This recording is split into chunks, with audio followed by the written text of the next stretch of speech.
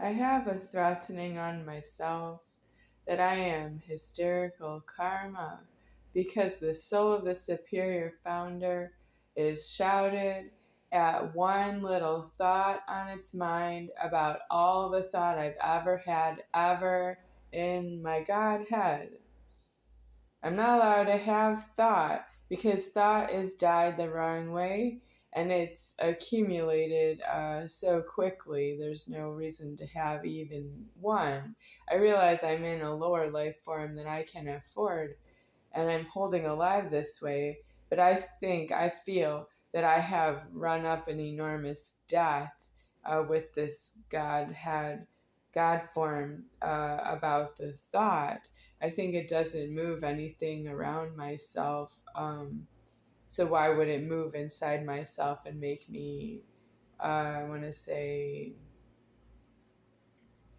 contaminated, polluted, thought pollution on my mind? It's terrible. What is the significance of that to myself every moment, from moment to moment? Of course, I would have said that elsewhere before people tried to do that to me intentionally.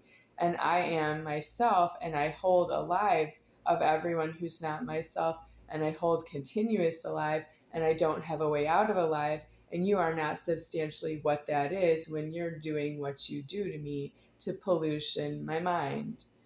Uh, and why would I be cooperative? It's not in leverage that I'm aliving everybody who's not myself, and I'm going to be cooperative with just one of you out of everybody who's not yourself. It's true that I don't trust you as cooperative, but you beginning that, you're the icebreaker's gum and icebreaker's breath mints, starting it with me, not really in prejudice to make that kind of damages in myself.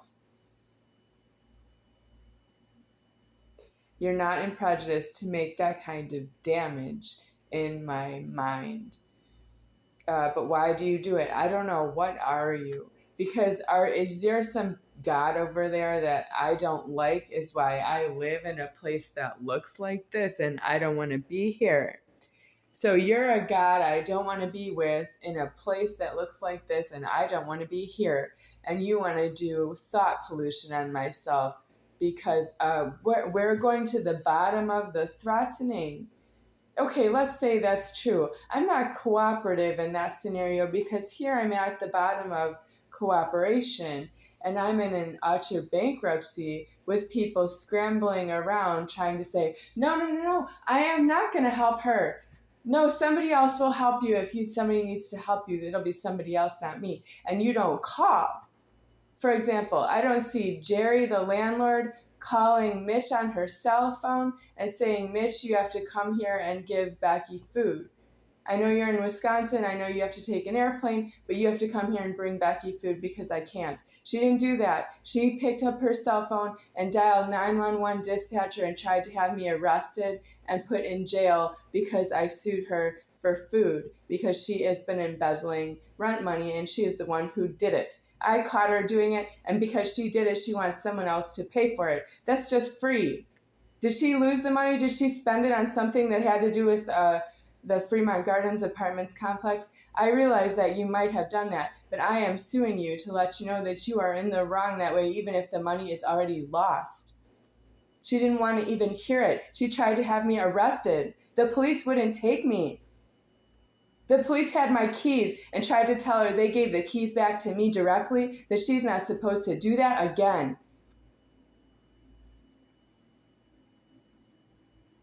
But she's still here. The police didn't take her for calling them. And she never called Mitch about bringing me food. Well, what are you? Like, what are you? What kind of God are you?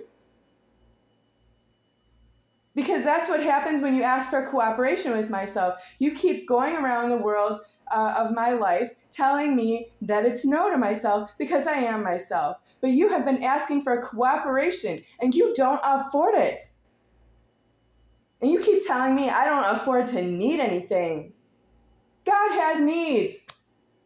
You even need to be around this illegal property, and you don't acknowledge that about yourself. No, you think I can't afford to be here if I don't do whatever it is you're doing to me. But I am myself. There is no other that I could be doing something wrong to someone else. This is not a back and forth that you do something wrong and I do something wrong to you and we have that something wrong together. No, this is not a back and forth. I find you alone in the wrong. If you are alive that way, you are alive alone in the wrong. And I find it that way with myself. And you want me to do something wrong, and that'd be like you in a minute. In a moment.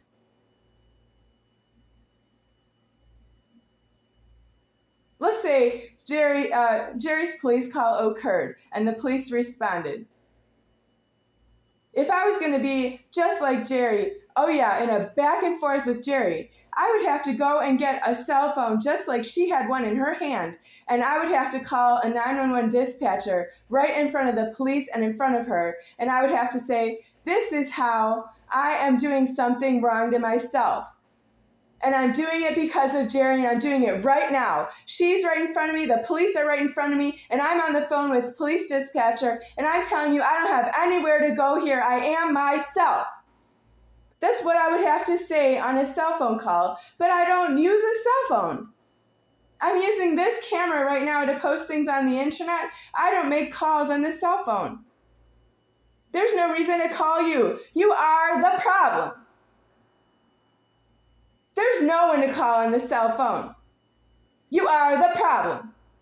Everybody on a cell phone. Everybody on a phone everywhere ever. If I call you, I mean it. I am right here. I have called you before. And you left me in this, well, I have to call again. Well, I have to ask again. You want me to ask for everything, every moment of my life. You're so obnoxious. You don't know how to ask a question. You have no basis in reality to tell me to ask you for anything. You don't understand ask. You only understand now and no.